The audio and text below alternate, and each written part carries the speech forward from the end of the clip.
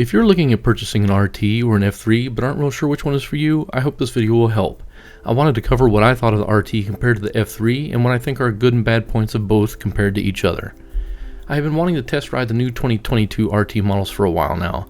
They have improved on several things since I last tested one in 2018, and I was anxious to see what all they had to offer. I have now had several chances to be on one, and the best time I had was during the Can-Am experience, which most of this video is shot from. No matter what model you choose, you will be getting a well-made, safe, and fun motorcycle. The Can-Am 3-wheel motorcycles are easy to learn and a great option for someone who does not want to ride two wheels, but still have the motorcycle riding experience. Hope you enjoy this week's video.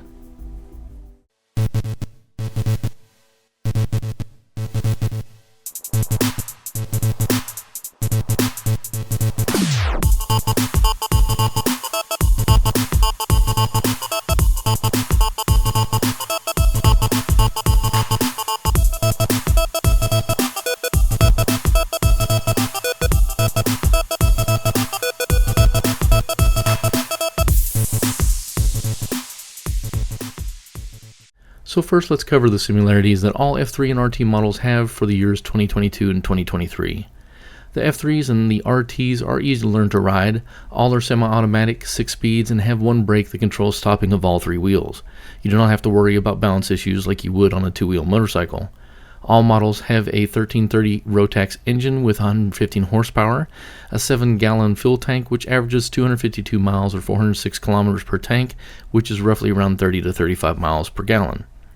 All models have a stability system, which is a VSS, which is Vehicle Stability System, and this is made up of ABS, which is anti-lock brakes, EBD, which is Electronic Brake Distribution, TCS, which is Traction Control System, and SCS, which is Stability Control System, and all do have a DPS, which is Dynamic Power Steering.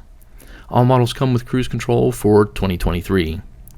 Now the displays that they come with, the basic F3 comes with a 4.5 inch, and the F3S and up models have the 7.8 inch display, and all RTs are the 7.8 inch display as well. The Spyder F3 can easily ride 2 up and is comfortable, but the RT series you can tell is designed with 2 riders and long trips in mind. Of all the Can-Am 3-wheel vehicles, the RT models are superior in comfort, storage, and room for riders compared to other models. The biggest difference for me compared to the F3 was both the comfort and storage, so I'll start with talking about those two things. The RT has bigger and softer seats than that of the F3 series. The passenger has more seat room, and with the limited version of the F3 and RT models, there is an integrated backrest for the passenger. All other models have the ability to add backrests for the drivers and passengers. The RT seats allow for longer, smoother, and more enjoyable rides, though, compared to the F3. For comfort and long trips, the RT models have a lot of great features that do come standard or can be ordered. Some F3 models can have some of these features added, but at a cost that is a lot to add.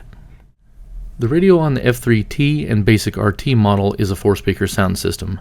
The F3 Limited and RT Limited models have a 6-speaker sound system with BRP Connect for your phone.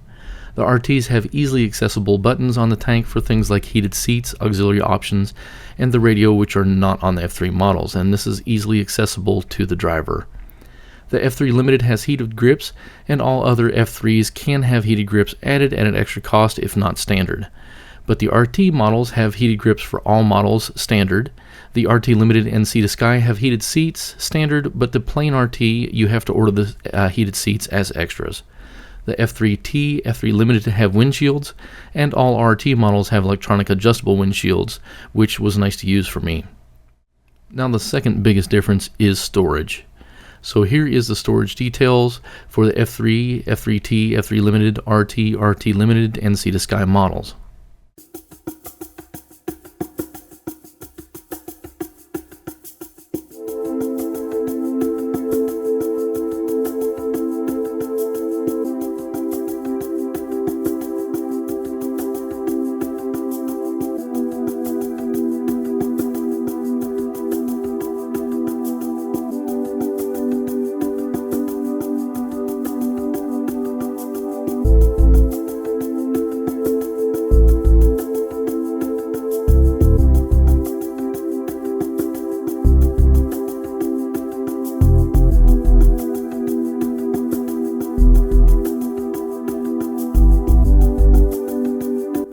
Next is price.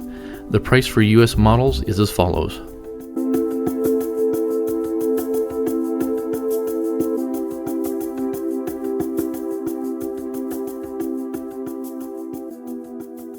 For towing a trailer, the F3 and F3S models don't have towing capabilities, but all other models have the ability to tow with packages as add-ons, as extra add-on whenever you purchase a vehicle. Now for the items that I think were a downside, the price of the RT models is the highest of the Can-Am models. You do get extra features and comfort for the price, but for my budget, they are not cheap and take a big bite out of the wallet. So they're a little bit on the expensive side for my liking. The RT models have a plastic shell covering the whole bike. While this does help with keeping internal items from being exposed to outside debris, it really causes a lot of extra work to service your Can-Am yourself. You'll have to remove at least one panel to reach any internal parts, and on the F3 models it is a lot easier to access things and easier to do oil changes. Now to me this doesn't take away from the RT looks, but it does make it look a little less sporty, not being able to see things like the engine and frame. The floorboards were, I think, a downside for one reason. The brake pedal on the right side is not able to be adjusted as of now, so you have to be a certain size for it to be comfortable, and it is only for a certain size person.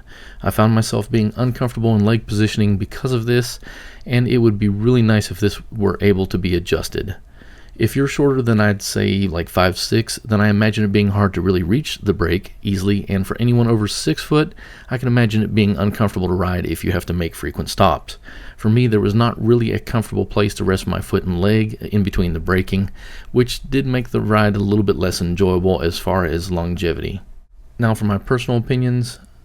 Now, I'm not a fan of windshields because I love the feeling of all the air, but I was actually surprised at how nice the windshield was on the RT. It is motorized, so you can easily adjust it up and down. The clarity was impressive on it, unlike the one you see in my other video, the Riker comparison, so it was not a distraction at all from driving.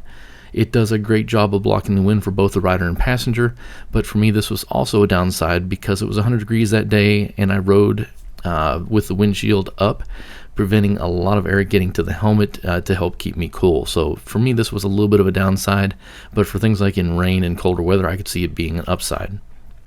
I do like the way you sit in the bike more on the F3 than the RT. On the RT you sit up higher on the gas tank than you do on the F3, and to me this, after riding F3, I felt a little less stable sitting up as high. You're not uncomfortable or unsafe at all, it's just you do sit up higher on the bike, and that was kind of a little awkward for me, just getting used to. But again, in the F3 I sit a little bit lower, so that was more to my liking. Because of the size of the RT and comfort, I felt it was less sporty feeling. I found myself riding slower, not feeling the urge to gas it. Even though I didn't need to, I found myself being more cautious in curves. This is strictly a personal opinion, and I'm sure it'd probably improve a little bit if I was to ride it on a more permanent basis. But the RT has plenty of power and stability, so there was really no reason for me to feel this way, but I did, and I just wanted to express that in the video. I felt so relaxed and comfortable that any sporty urges went completely out of the way. The looks of the RTs are nice, but I really do prefer the sporty look of the F3 and F3S. To me, the F3 looks more like a motorcycle than the RT models do. Again, they are very sleek looking, and I like the shape and everything of them, and they still have that good three-wheel look to them, but again, they're not as sporty. There's something about seeing the engine, the back tire, and the styling of the F3 that is more my style, and is for me easier to make unique with lights and add-ons and extra parts than the RTs are. For two-up riding though, on long trips as well, there is nothing in the Can-Am three-wheel lineup that can beat the RT models, I feel. If you are a person that is wanting to ride two-up, and that is the reason you're getting it, I would definitely recommend the RT models over the F3s. They're a little bit more money, but again, they are worth it. The creature comforts and the comfort and stability, all the storage space, you really can't beat in any of the models. So for that wins hands down over the F3s that I've rode. So all in all, if this is your first time buying anything in the Can-Am Spyder or Riker series, really the differences are the Can-Am Rikers are for short trips and don't expect a lot of comfort and storage capabilities. The Can-Am Spyder F3 series, they are good for mid, short, and some long terms. Like the F3 Limited does have a lot more storage, so it's a good all-around motorcycle. And then solely the RTs, I would recommend if you are doing long trips, overnight trips, need a lot of storage, and definitely are riding 2-up for the majority of the time, and this is the reason for getting it. I would recommend the RT models over all of the other three. Hope this video helped, and if you have any questions, please feel free to comment.